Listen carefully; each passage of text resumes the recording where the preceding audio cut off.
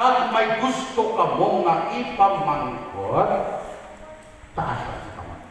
Kaya bisag hindi ko matapos ang akong handa na mga to, pero itatanan magpauli nga naintindihan nato na ang hari kita, sino kita, ano ang simbahan, kag ano ang aton buhaton, okay nga lang siya.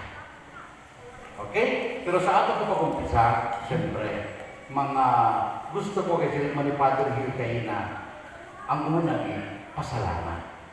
Pasalamat nga ari pa kita. Pasalamat na tuhod kalbo na ako, pero wala na ako sa buhok ko. So, kita na tanan, very important, pasalamat.